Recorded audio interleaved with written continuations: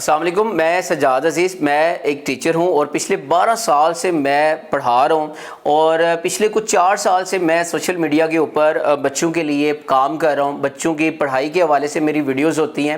آج میں نے سوچا کہ میں کسی ایک اسپیسیفک ٹاپک پہ ویڈیو نہیں بناتا، بلکہ جو اکثر بچوں کے سوالات ہوتے ہیں آج میں ان سوالوں کے جوابات دیتا ہوں۔ اسی طرح اگر آپ کا بھی پڑھائی سے متعلق اگر کسی قسم کا کوئی سوال ہو تو آپ نیچے کمنٹ کے اندر آپ اپنا سوال لکھ سکتے ہیں۔ میں کوشش کروں گا جو نیکسٹ ویڈیوز ہیں ان میں آپ کے سوالوں کے جوابات دیے جائیں۔ آج کی ویڈیو میں نے 2 سوال لیے جو اکثر بچے جو ہے وہ پوچھتے ہیں کہ کیا ہمیں پڑھائی کے لیے ٹائم ٹیبل بنانا چاہیے یا نہیں چاہیے بنانا چاہیے۔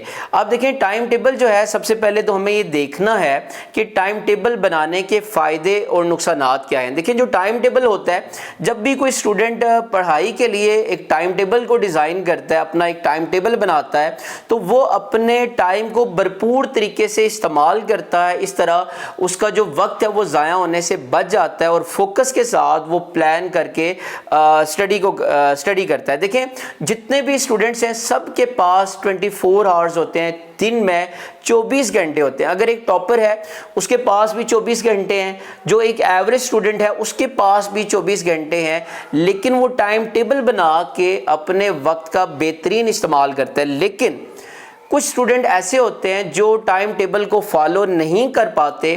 اس کی وجہ یہ ہوتی ہے کہ جب وہ ٹائم ٹیبل بناتے ہیں کہ میں نے اتنے وقت میں اتنا سلیبس کور کرنا ہے، اور جب وہ اس ٹائم میں اتنا سلیبس کور نہیں کر پاتے تو وہ سیلف ڈاؤٹ کا شکار ہو جاتے ہیں کہ میں تو یہ کام نہیں کر سکتا، اور میں یہ کام نہیں کر سکتا، اور ان کے اندر جو موٹیویشن کا لیول ہوتا ہے وہ ڈاؤن ہو جاتا ہے اور وہ مینٹل سٹریس میں آ جاتے ہیں۔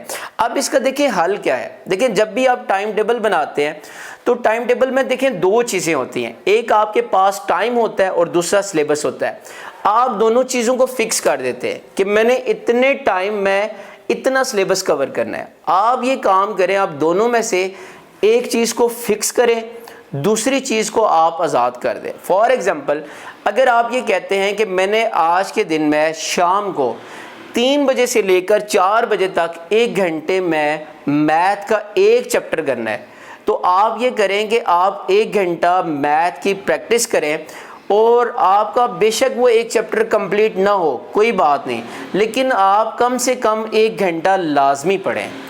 دوسرا طریقہ یہ ہے کہ آپ کیا کریں کہ آپ سلیبس کو فکس کر دیں، آپ ٹائم کو باؤنڈ نہ کریں، ٹائم کو آزاد کر دیں۔ فار ایگزامپل اگر آپ یہ کہتے ہیں کہ آج میں نے پورے دن میں ایک چیپٹر ختم کرنا ہے، تو اب آپ نے کیا کرنا ہے، کیا کیا کہ آپ نے سلیبس کو فکس کر دیا۔ اب آپ نے ہر حال میں وہ جو میتھ کا ایک چیپٹر ہے اس کو ختم کرنا ہے، اس کے لیے بے شک جتنا ٹائم لگے آپ نے ٹائم کو باؤنڈ نہیں کرنا۔ یہ پہلا کویسچن، اس کا آنسر میں نے آپ کو دیا کہ دیکھیں جو ٹائم ٹیبل ہوتا ہے اس میں 2 چیزیں ہوتی ہیں، ایک آپ کا ٹائم اور دوسرا آپ کا سلیبس۔ آپ دونوں چیزوں کو فکس نہ کریں، آپ دونوں میں سے ایک کو فکس کریں، باؤنڈ کر دیں، دوسرے کو آزاد کر دیں۔ دوسرا سوال جو اکثر مجھ سے پوچھا جاتا ہے کہ سر ہم پڑھتے ہیں لیکن ہمیں کچھ بھی یاد نہیں ہوتا، تو پڑھائی کا سب سے بہترین طریقہ کون سا ہے، تو ہم کس طریقوں کو یوز کریں تو ہم اچھے طریقے سے تیاری کر سکتے ہیں۔ دیکھیں سب سے پہلے تو ہمیں یہ دیکھنا ہوگا کہ ہمیں کیسے پتہ چلے گا کہ کوئی بھی ٹاپک ہم نے یاد کیا، اس کو تیار کیا، تو کیا وہ ہمیں تیار ہو گیا یا نہیں۔ کیونکہ اکثر ایسا ہوتا ہے کہ ایک ٹاپک آپ نے پڑھا، اس کو پڑھنے کے بعد جب آپ نے اس کو لکھنے کے لیے بیٹھے تو آپ کو بھول چکا ہوتا ہے، یا دوسرے دن جب آپ اس کو ٹیسٹ دیتے ہیں تو وہ ٹیسٹ میں آپ کے مائنڈ سے نکل چکا ہوتا ہے۔ سب سے پہلے تو ہم نے یہ دیکھنا ہے کہ ہمیں کیسے پتہ چلے گا کہ وہ ٹاپک تیار ہوا یا نہیں ہوا۔ اس کے لیے یہ ہے کہ آپ دیکھیں کسی بھی ٹاپک کو آپ تیار کریں، جب آپ اس کو تیار کرتے ہیں تو بغیر کسی سہارے کے، بغیر کسی بک کے اور کسی کی مدد لیے بغیر اگر آپ اس کو ریپروڈیوس کر دیتے ہیں، آپ اس کو لکھ سکتے ہیں، تو اس کا مطلب یہ ہے کہ آپ کا وہ ٹاپک تیار ہو گیا۔ لیکن اگر آپ کسی ٹاپک کو تیار کرتے ہیں، تیار کرنے کے بعد اگر آپ اس کو دوبارہ کسی سہارے بغیر کسی بک کے کسی سہارے کے اگر آپ اس کو ریپروڈیوس نہیں کر سکتے تو اس کا مطلب یہ ہے کہ وہ ٹاپک ابھی آپ کو تیار نہیں ہوا. سو آج ہم بات کریں گے کہ کیسے ہم تیار کر سکتے ہیں. اس کے لیے سب سے بہترین طریقہ جو اکثر میں بتاتا ہوں وہ کال نیوپورٹ نے اپنی بک میں بتایا, اور اس ٹیکنیک کا نام ہے ایکٹیو ریکال. اور پچھلے کچھ سالوں سے میں اس کی جو پریکٹس ہے, جو میری اپنی کلاس ہے, اس کلاس میں بچوں کو کرواتا ہوں, اور میں یہ یقین سے کہہ سکتا ہوں کہ اس کے رزلٹس آتے ہیں اور بچوں کو اچھی طریقے سے وہ ٹاپک تیار ہو جاتا ہے. اب ہم یہ دیکھتے ہیں ایکٹیو ریکال ہے کیا. دیکھیں ایکٹیو ریکال میں آپ کے پاس کوئی بھی ٹاپک ہے, آپ اس ٹاپک کو پہلے ریڈ کرتے ہیں, 2 سے 3 بار آپ ریڈ کرتے ہیں, آپ اس کو اچھے طریقے سے سمجھنے کی کوشش کرتے ہیں.